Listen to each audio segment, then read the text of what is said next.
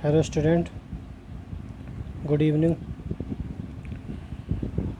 कल हमने पढ़ा था, अब तक हम पढ़ चुके हैं स्ट्रिंग एफिशिएंसी के बारे में पढ़ चुके हैं, ठीक। और स्ट्रिंग एफिशिएंसी को इम्प्रूव करने वाले मेथड हमने कुछ पढ़े थे, ठीक है। 3 मेथड थे, तीनों हमने पढ़ा था। और स्ट्रिंग एफिशिएंसी के बारे में हमने पढ़ा था। और हमने पढ़ा था कि पोटेंशियल का डिस्ट्रीब्यूशन जो होता है, जो स्ट्रिंग होती है, सस्पेंशन इंसुलेटर की जो लड़ी होती है, ठीक है, वो कैसे बनती है। जब कई सारे डिस्क जो है सीरीज में जुड़े होते हैं तो वो किसका निर्माण करते हैं, एक स्ट्रिंग का निर्माण करते हैं। हिंदी में उसको लड़ी बोलते हैं, ठीक। तो हमने देखा था कि उन पर जो पोटेंशियल, जो वोल्टेज का डिस्ट्रीब्यूशन होता है वो कैसे होता है, ठीक। कितना वोल्टेज कहाँ पे होता है। तो हमने देखा था कि जो कंडक्टर के पास वाली जो डिस्क होती है उस पर सबसे ज़्यादा वोल्टेज होता है, उससे ऊपर वाली पर सबसे कम, और सबसे ऊपर वाली पे सबसे ही कम होता है, ठीक, वोल्टेज। और पूरी स्ट्रिंग के अक्रॉस जो वोल्टेज होता है उसको हम फेज वोल्टेज कहते हैं, ठीक। जो हमने माना था बी होता है जो, ठीक है। तो आज हम उससे रिलेटेड कुछ क्वेश्चन देखेंगे, कुछ न्यूमेरिकल हैं जो आते हैं कुछ, ठीक है, एग्जाम वगैरह में ही पूछे जाते हैं। तो उससे रिलेटेड हम कुछ न्यूमेरिकल यहाँ पे देखेंगे, ठीक। जिसमें हमें क्या है, स्ट्रिंग एफिशिएंसी के बारे में पढ़ना होगा। स्ट्रिंग एफिशिएंसी निकालेंगे हम उसमें, ठीक। और डिस्क, प्रत्येक डिस्क पर, कौन सी डिस्क पर कितना वोल्टेज हमारा आ रहा है वो निकालेंगे, ठीक। तो चलिए देखते हैं पहला question, question number 1। Question number 1 क्या कह रहा है। क्वेश्चन नंबर 1 है,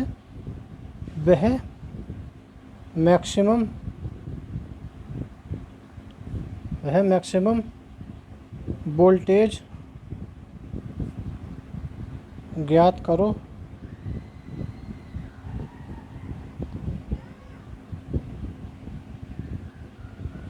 जिसको, वह मैक्सिमम वोल्टेज ज्ञात करो जिसको 3 सस्पेंशन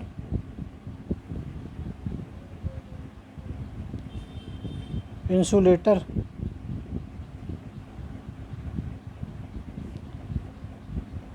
की स्ट्रिंग सहन कर सके, ठीक है, सहन कर सके। क्या निकालना है हमें, वह मैक्सिमम वोल्टेज ज्ञात करो जिसको 3 सस्पेंशन इंसुलेटर की डिस्क की स्ट्रिंग सहन कर सके, ठीक। जबकि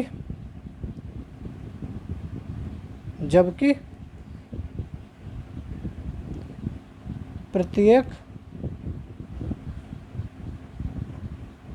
इंसुलेटर के लिए मैक्सिमम वोल्टेज 20 किलोवोल्ट है और प्रत्येक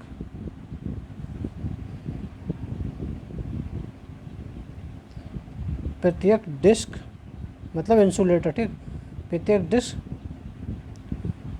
तथा पृथ्वी, मतलब टॉवर पृथ्वी से कनेक्ट है ना, टॉवर की धारिता, मतलब उसका कैपेसिटेंस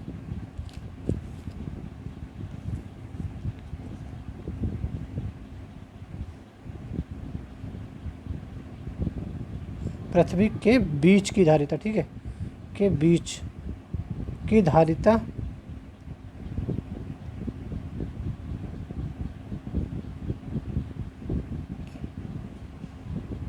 प्रत्येक डिस्क की स्वधारिता, मतलब सेल्फ कैपेसिटेंस का 20% है, ठीक है। क्वेश्चन में क्या, इसको ध्यान से पढ़ना है हमें क्वेश्चन को। वह मैक्सिमम वोल्टेज ज्ञात करो जिसको 3 सस्पेंशन इंसुलेटर की स्ट्रिंग सहन कर सके। मतलब हमें जो 3 स्ट्रिंग, मान लिया ये कोई हमारा क्या है, ठीक, ये टॉवर है, ठीक। ये पहला इंसुलेटर, दूसरा इंसुलेटर, ये तीसरा इंसुलेटर, ठीक। ये क्या पूछ रहा है, वह मैक्सिमम वोल्टेज याद करो जिसको 3 इंसुलेटर की डिस्क सहन कर सके। मतलब भाई पूरी मतलब स्ट्रिंग सहन कर सके, तो ये वाला वोल्टेज तो है। क्या कह रहा है ये, जिसको 3 सस्पेंशन इंसुलेटर की स्ट्रिंग सहन कर सके, तो यही तो स्ट्रिंग कहलाती है। तो वह वोल्टेज याद करना कि जिसको ये स्ट्रिंग सहन कर सके। तो क्या पूछा, स्ट्रिंग के अक्रॉस टोटल वोल्टेज पूछा, ठीक। ये वाला वोल्टेज हमें पूछा है, वह वोल्टेज हमें ज्ञात करना है। जबकि प्रत्येक इंसुलेटर के लिए मैक्सिमम वोल्टेज 20 kV है। तो भाई मैक्सिमम वोल्टेज कहाँ होता है, मैक्सिमम वोल्टेज कंडक्टर के पास वाले डिस्क पे होता है ना। तो B3 हमें दे रखा है, तो हमें क्या निकालना है, हमें निकालना क्या है, B हमें निकालना है, और B3 दे रखा है। जो कंडक्टर के पास वाली डिस्क है उस पर जो वोल्टेज है मैक्सिमम वोल्टेज 20 kV दे रखा है हमें। बात समझ में आ गई, ठीक। ये वाला वोल्टेज जो है ये B3, ये B3 हमें दे रखा है, ठीक है। ये B3 हमें दे रखा है, ठीक। और नंबर ऑफ डिस्क, ठीक, नंबर ऑफ डिस्क हमें दे रखी हैं। ये क्या कह रहा है, 3 इंसुलेटर, 3 सस्पेंशन इंसुलेटर की स्ट्रिंग। तो n नंबर ऑफ डिस्क कितनी है, 3 है, ठीक। तो स्ट्रिंग एफिशिएंसी हम निकाल सकते हैं इससे, ठीक है। स्ट्रिंग एफिशिएंसी भी हम इससे निकाल सकते हैं। बस समझ में आ गई, ठीक। तो देखो हमें V निकालना, B3 दे रखा है, ठीक। और देखो क्वेश्चन में क्या बताया, क्वेश्चन में कह रहा है कि प्रत्येक डिस्क तथा पृथ्वी के बीच की धारिता, जो प्रत्येक डिस्क है और पृथ्वी के बीच की धारिता, जो मेटल लिंक और डिस्क के बीच धारिता, मतलब जो इसकी जो प्रत्येक डिस्क और पृथ्वी के बीच की धारिता, ये वाली जो धारिता है, ठीक। ये सेल्फ कैपेसिटेंस शंट कैपेसिटेंस दे रखी है।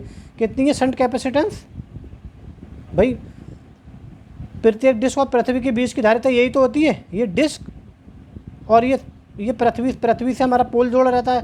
तो ये वाली हमें दे रखी है, C डैश दे रखी है। C डैश कितनी है, 20% ऑफ स्वधारिता के, ठीक। डिस्क की जो सेल्फ हमारी जो कैपेसिटेंस थी उसकी कितनी है, 20% है, ठीक। डिस्क तथा पृथ्वी के बीच की धारिता, ये वाली धारिता जिसको हम शंट कैपेसिटेंस कह रहे थे, ये कितनी है, प्रत्येक डिस्क की स्वधारिता सेल्फ या इसकी म्यूचुअल कैपेसिटेंस की 20% है। तो किसकी 20% है, C के। तो इसको हमने C माना था ना म्यूचुअल कैपेसिटेंस को। ये जो है इस तरीके से हम दे रहे थे, ये जो है ये C थी, ठीक। और ये थी ये वाली ये थी, तो ये C डैश थी। तो ये C डैश कितनी है, 20% ऑफ ये दे रखा है, ठीक। तो अगर हम C डैश की वैल्यू निकालें तो C dash upon C equal to कितना हो जाएगा, 20/100, यही तो हो जाएगा भाई। C डैश अपॉन C निकाले तो यही तो हो जाएगा। मतलब ये क्या होता है हमारा K, भाई K इक्वल टू क्या होता है, C डैश अपॉन C। तो ये कितना दे रखा है, 0.2। तो K की वैल्यू हमारी कितनी दे रखी है, 0.2, ठीक। तो K की वैल्यू हमें पता चल गई 0.2 होती है, ठीक है। अब हमें क्या निकालना है, B की वैल्यू निकालना है, B3 दे रखा। तो हमें इनके बीच रिलेशन पता होना चाहिए, ठीक। तो इनके बीच रिलेशन क्या था, हमने पढ़ा था भाई, रिलेशन हमने पढ़ा था ना,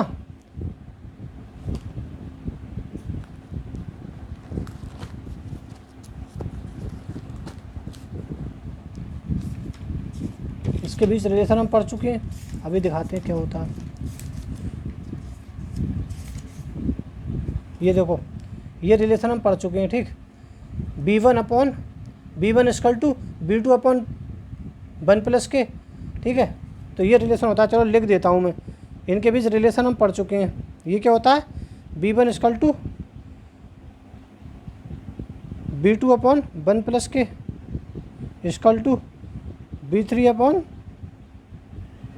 1+3K plus K square equal to B upon 3 + 4K plus K square, ठीक। तो ये रिलेशन हम पढ़ चुके हैं, ठीक है।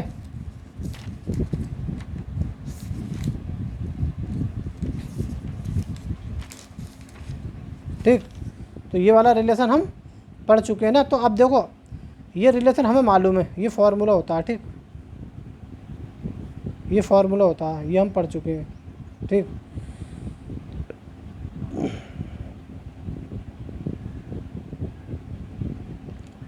तो अब हमें देखो b की वैल्यू निकालना है, ठीक, और b3 दे रखा है, बात समझ में आ गई। तो देखो इसकी कंपैरिजन करेंगे हम, करेंगे ये और इसकी उसकी कंपैरिजन करेंगे भाई, इन्हीं दोनों से हम निकाल लेंगे, ठीक, इन्हीं दोनों से हम b को निकाल लेंगे, इसका मान रख देंगे, b3 का मान रख देंगे और b को निकाल लेंगे।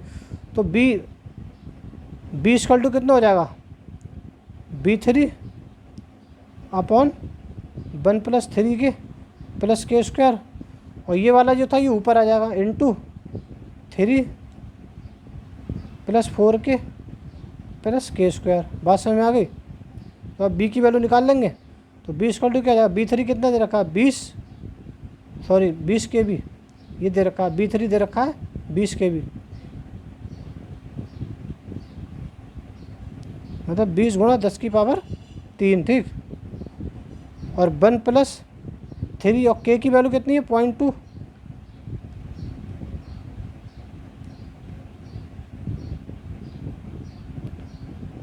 ठीक है, 0.2 प्लस 0.2 का स्क्वायर इंटू 3 + 4 इंटू 0.2 प्लस 0.2 का स्क्वायर।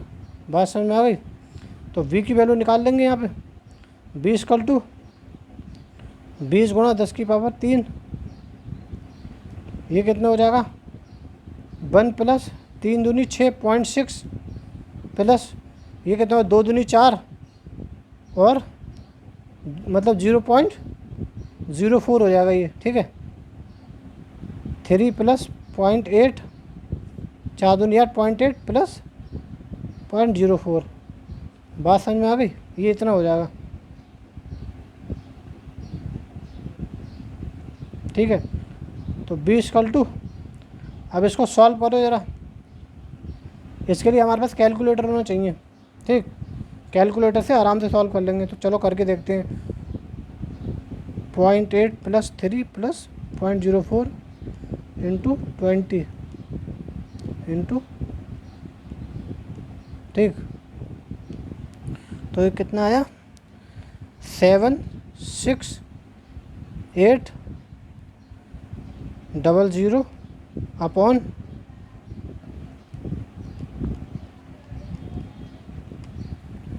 1.64, ठीक, ये इतना आया।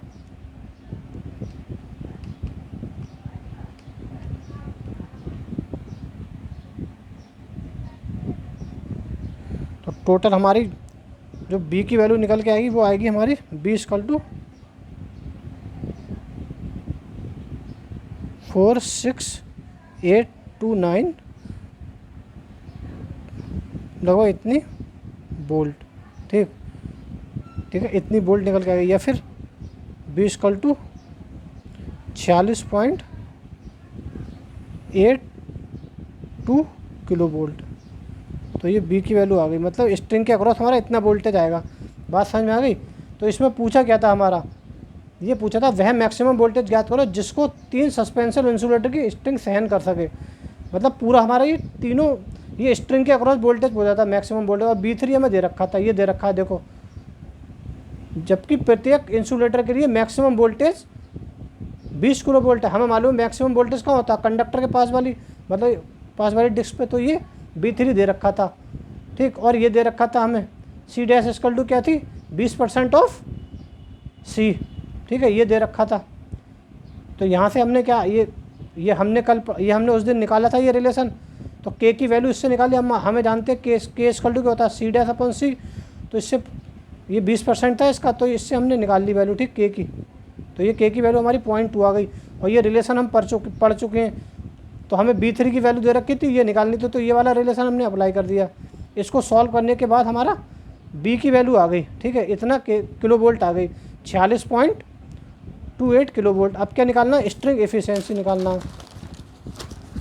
अब क्या निकालना है हमें, स्ट्रिंग एफिशिएंसी। स्ट्रिंग एफिशिएंसी का फॉर्मूला किसमें, परसेंटेज में निकालना है। तो ये क्या होता है, ये हम पढ़ चुके हैं, total voltage upon N into V3 into 100, मतलब स्ट्रिंग के across total voltage into number of disc upon number of disc into V3, मतलब जो मैक्सिमम कंडक्ट जो हमारी स्ट्रिंग पर जिस डिस्क पर मैक्सिमम वोल्टेज है वह, मतलब कंडक्टर के पास वाली डिस्क पर वोल्टेज। ठीक, तो स्ट्रिंग एफिशिएंसी हम निकाल लेंगे। तो ये हमारा कितना आया था अभी 46.82 आया था। V3 कितना आया था 46.82। अभी V3 हमने निकाला, एन हमें कितना दे रखा 3, और V3 हमारा कितना दे रखा है 20 kV इंटू 100। ठीक है,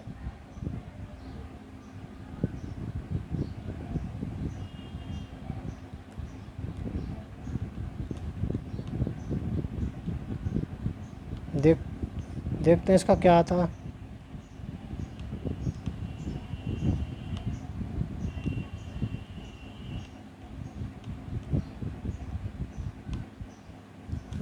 ये लगभग स्ट्रिंग एफिशिएंसी हमारी परसेंटेज में आएगी 78%। ठीक है, तो ये स्ट्रिंग एफिशिएंसी आ गई। स्ट्रिंग एफिशिएंसी का फॉर्मूला क्या होता है, स्ट्रिंग के across total voltage upon n, मतलब number of disc into conductor के पास वाली डिस्क पर वोल्टेज। ठीक है, सबसे ज़्यादा यही होता है। तो 20 के भी हमें दे रखा था, ये हमने निकाल लिया था बी, और ये हमें दे रखी थी। तो स्ट्रिंग एफिशिएंसी हम ऐसे निकालते हैं। ठीक है, तो इस तरीके से होता है। चलो नेक्स्ट क्वेश्चन देखते हैं। तो ये क्वेश्चन पेपर में पूछा जा सकता है। ठीक, इसको बहुत ध्यान से करना है आप लोगों को। नेक्स्ट क्वेश्चन है सस्पेंशन इंसुलेटर्स की 3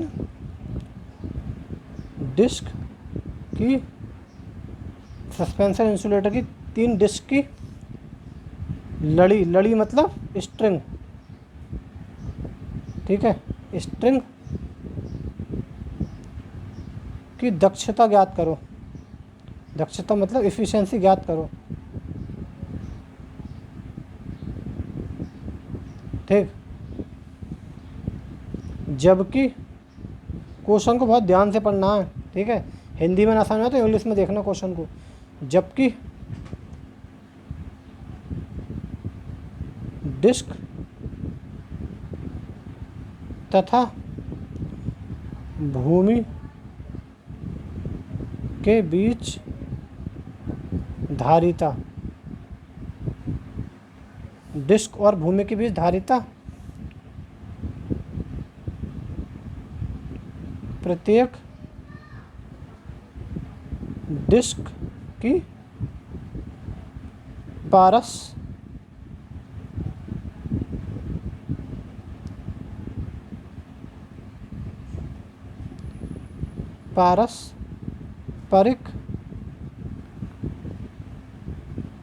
धारिता की 70% है। बात समझ में आ गई। ये क्वेश्चन दे रखा है हमें। अब ये क्या कह रहा है, ये कह रहा है सस्पेंशन इंसुलेटर की 3 डिस्क की लड़ी, मतलब स्ट्रिंग की एफिशिएंसी निकालनी है। ठीक है, जबकि डिस्क तथा भूमि के बीच धारिता, ये वाली धारिता, ये मान लो कोई हमारा ये है। ठीक है, ये डिस्क है, ये डिस्क के कारण धारिताएं हैं। बात समझ में आ गई। ये कंडक्टर है। ठीक, ये कंडक्टर, ये डिस्क के कारण सीसी है। ठीक, और ये क्या कह रहा है, डिस्क और भूमि के बीच ये वाली धारिता, मतलब ये सी डैश जो थी के बीच धारिता प्रत्येक डिस्क की पारस्परिक धारिता, मतलब पारस्परिक मतलब म्यूचुअल कैपेसिटेंस या सेल्फ कैपेसिटेंस। ठीक है, ये वाली, तो ये वाली धारिता दे रखी है। ये क्या कह रहा है, सी डैश।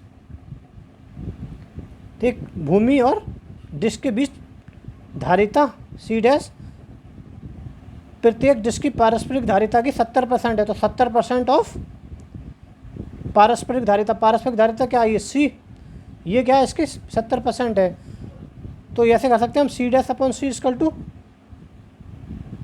0.7 कर सकते हैं भाई। इसको ऐसे कर सकते हैं ना, 70/100 इंटू सी, और सी डैश अपॉन सी क्या होता है, के होता है।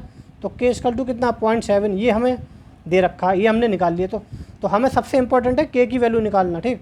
के की वैल्यू निकल जाएगी तो सारी चीज़ें आसान हो जाएंगी, ठीक। अब क्या निकालना है हमें, स्ट्रिंग एफिशिएंसी निकालना है। तो स्ट्रिंग एफिशिएंसी का फॉर्मूला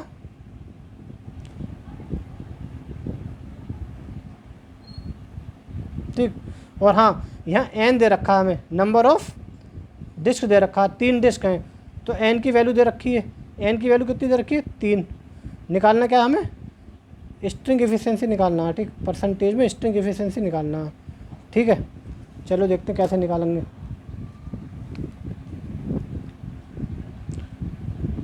अब स्ट्रिंग एफिशिएंसी का फॉर्मूला हमें मालूम है क्या होता है, V/N इंटू V3। भाई B3 की जगह B4 B5 कुछ भी हो सकता है। अगर यहाँ 5 डिस्क होती तो सबसे लास्ट वाली डिस्क कौन सी होती, B5 होती। कंडक्टर के पास वाली डिस्क B5 होती। तो B3 का मतलब है कंडक्टर के पास वाली डिस्क पर कितना वोल्टेज है, ठीक है। B3 का मतलब है कंडक्टर के पास वाली डिस्क की वोल्टेज। अगर 5 डिस्क होती तो ये B5 होता, 4 होते तो ये B4 होता। ये B और N ऐसे ही रहता। N की जगह 5 डिस्क हो जाती है। अगर 5 डिस्क होती हमारी स्ट्रिंग में, लड़ी में, तो N की जगह 5 हो जाता है, यहाँ B5 हो जाता। बात समझ में आ गई। तो ये कौन सा वोल्टेज है, कंडक्टर के पास वाली डिस्क का वोल्टेज, ठीक। अब हमें मालूम है रिलेशन क्या होता है, B1 equal to B2/1 plus k equal to B3/1 plus 3 plus के square equal to B/3 plus 4 plus के स्क्वायर, ये होता है, ठीक है। ठीक। अब देखो हमें क्या किस में रिलेशन चाहिए भाई। हमें अब इनसे मतलब नहीं है, B1 और B2 से, हमें B और B3 में रिलेशन चाहिए, ठीक। क्योंकि हमें देखो स्ट्रिंग एफिशिएंसी में फॉर्मूला कौन सा लग रहा है, B और B3 वाला लग रहा है ना। तो हमें इन दोनों में रिलेशन चाहिए, ठीक। तो इन दोनों से हम क्या, ये हमें मालूम है ये रिलेशन होता है, ठीक। अब हमारा काम किससे चलेगा, इन दोनों से चल जाएगा। तो B/3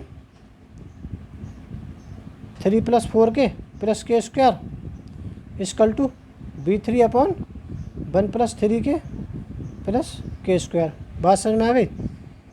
अब यहाँ से हम V की वैल्यू निकाल लें, ठीक। चाहे B की वैल्यू निकाल लो, चाहे B3 की निकाल लो, ठीक।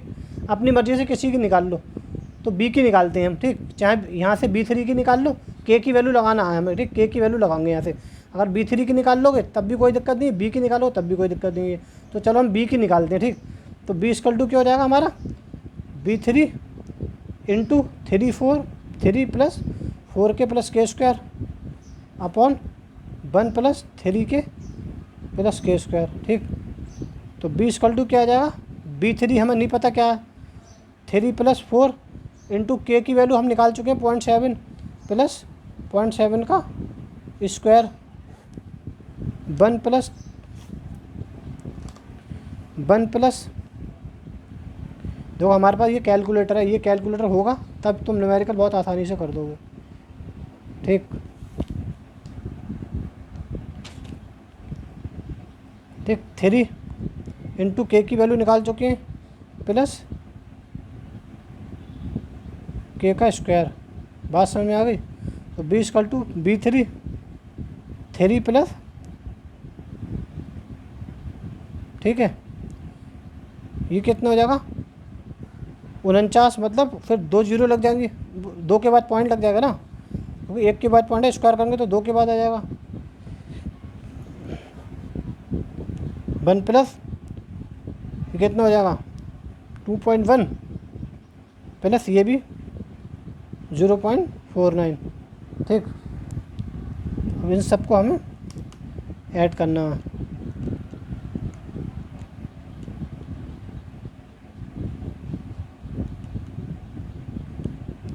तो ये ऊपर वाला आ जाएगा तुम्हारा 6.29,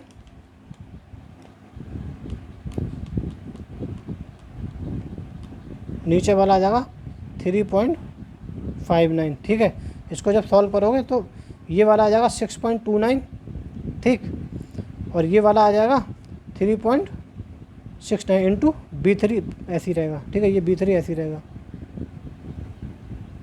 ठीक है। अब B इक्वल टू इसको सॉल्व करो, 6.29 को डिवाइड करो 3.59 से, तो ये कितना आ जाएगा 1.752 अपॉन में कुछ नहीं है इंटू B3, ठीक, अपॉन में कुछ नहीं आएगा, इसको काटो ज़रा, यहाँ लिखते हैं B=1.752 इंटू B3, तो B की वैल्यू इतनी आ गई, ठीक है। B3 की निकाल सकते तो कोई दिक्कत नहीं थी, B की निकाल ली हमने। अब हम जानते हैं स्ट्रिंग एफिशिएंसी का फॉर्मूला होता है हमारा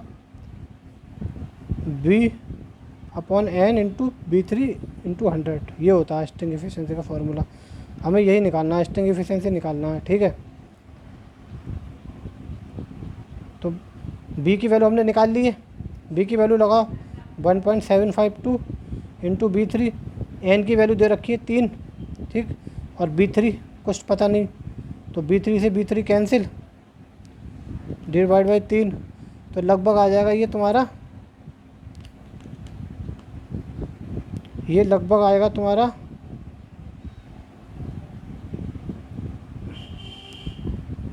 58.4% आ जाएगा, ठीक है। स्ट्रिंग एफिशिएंसी इतनी आ जाएगी। तो इस तरीके से हम स्ट्रिंग एफिशिएंसी निकालते हैं।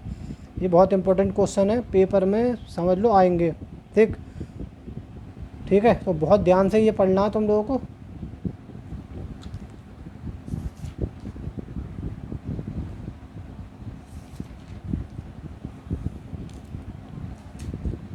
चलिए एक क्वेश्चन और देख लेते हैं।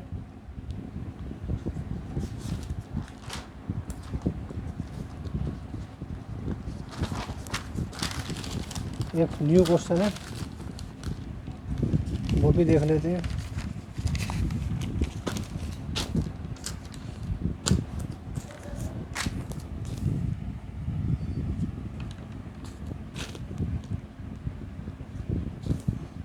ये कह रहा है एक 3 फेज सिस्टम की प्रत्येक लाइन, 3 फेज सिस्टम की प्रत्येक लाइन 3 समरूपी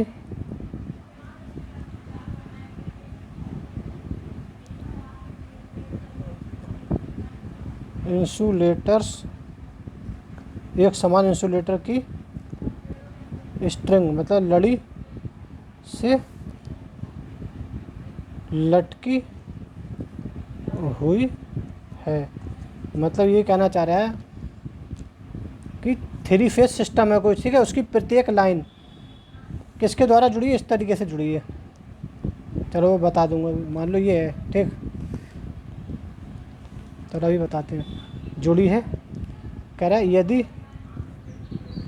यदि लाइन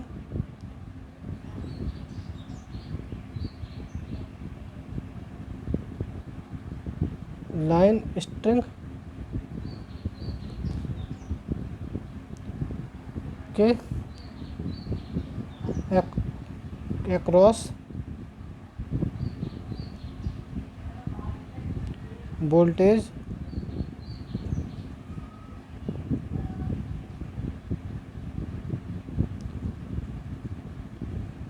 सत्रह 17.8 किलो वोल्ट हो,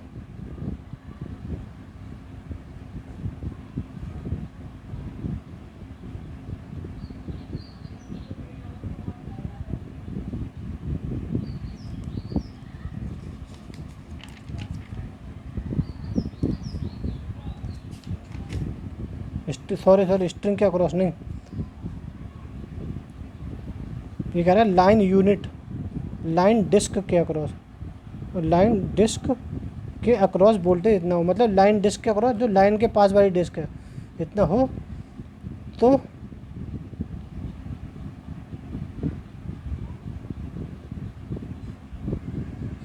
लाइन तथा न्यूट्रल के बीच वोल्टेज बताओ।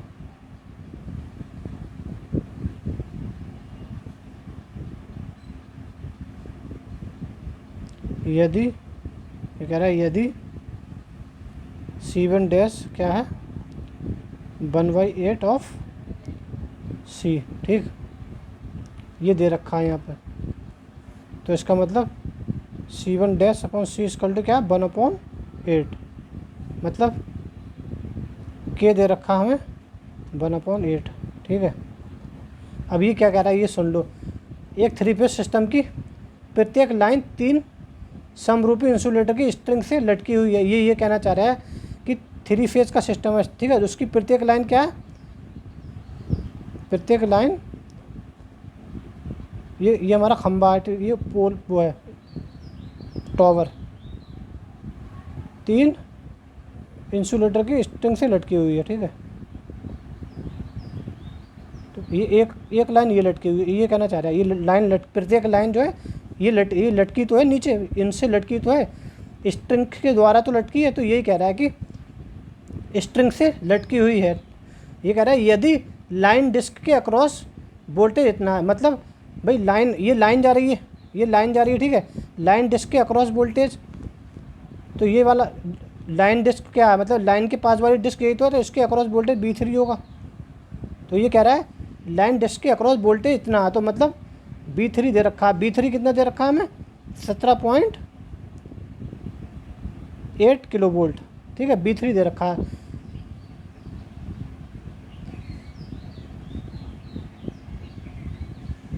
ठीक, और ये क्या कह रहा है 3 समरूपी इंसुलेटर की स्ट्रिंग से लटकी हुई 3, तो इंसुलेटर की संख्या कितनी दे रखी है 3, तो N इक्वल टू 3 दे रखा है। बात समझ में आ गई। और K की वैल्यू हमने दे रखी है, यहाँ K की वैल्यू दे रखी है, K की वैल्यू दे रखी है, मतलब C डैश इक्वल टू दे रखा था 1/8 टाइम्स ऑफ C, तो C upon C dash upon C क्या होता है K होता है, तो K की वैल्यू हमने निकाल ली, ठीक। अब ये क्या कह रहा है, तो लाइन तथा न्यूट्रल के बीच वोल्टेज बताओ। तो ये लाइन है हमारी, ये लाइन है, ये लाइन तथा न्यूट्रल क्या होगा भाई, ये हमारा अर्थ से कनेक्ट है ना, तो यही तो न्यूट्रल होगा, ये न्यूट्रल होगा ना। तो लाइन और न्यूट्रल के बीच वोल्टेज क्या होता है फेज वोल्टेज।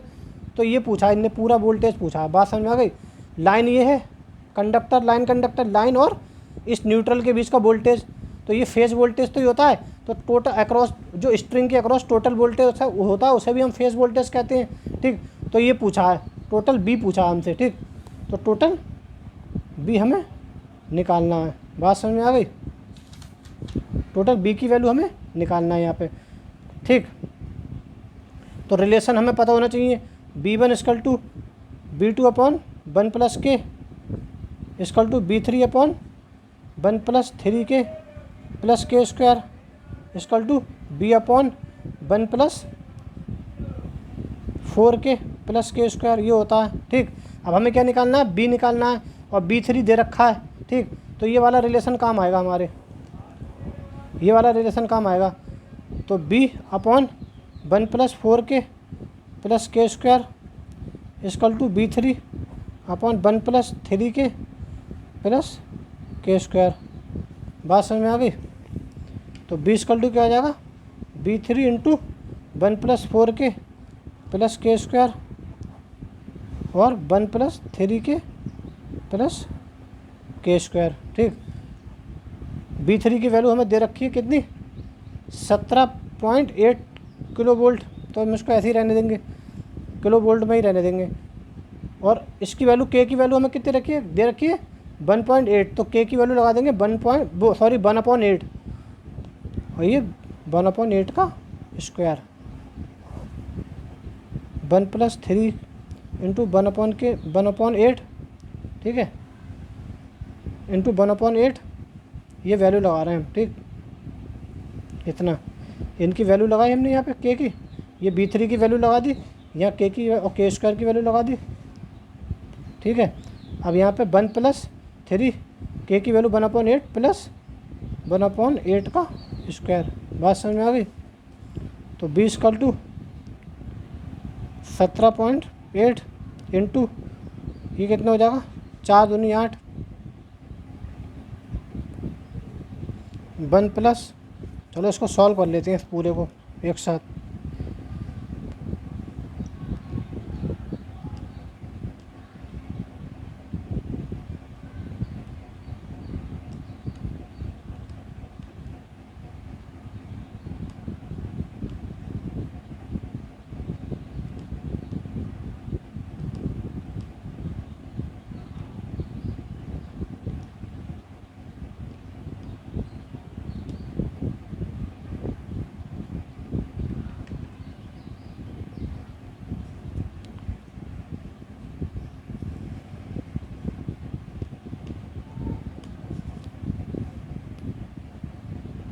ये आ जाएगा 0.5 आ जाएगा ये, ठीक।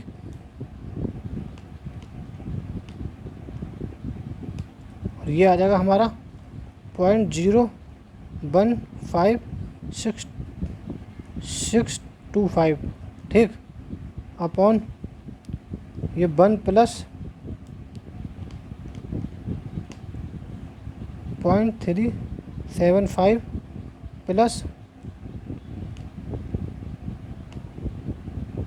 और ये इतना ही आ जाएगा 15625, ठीक है। अब चलो इन सबको सॉल्व करते हैं। तो बी इक्वल टू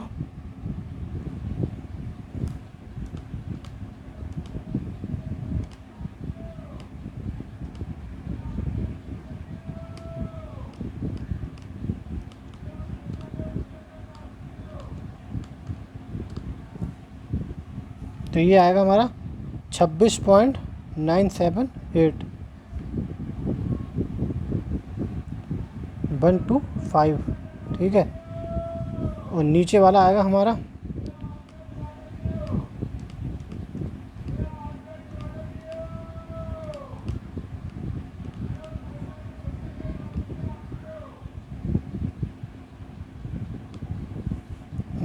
हमारा 390625, ठीक। इतना आ गया हमारा ये,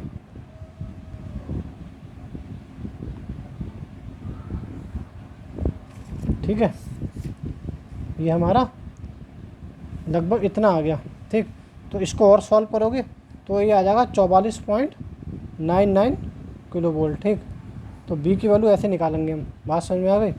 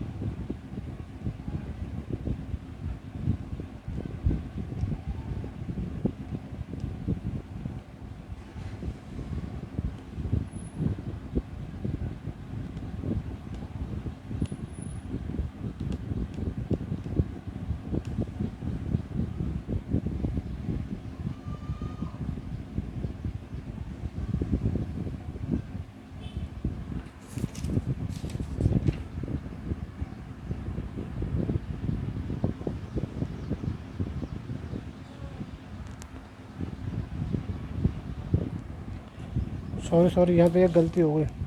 यहाँ पे 3 होता है, ठीक। तभी तुम को आंसर क्यों नहीं आता। यहाँ पे 3 होता है, ठीक। यहाँ 3 आएगा, यहाँ पे 3 आएगा ये, ठीक है।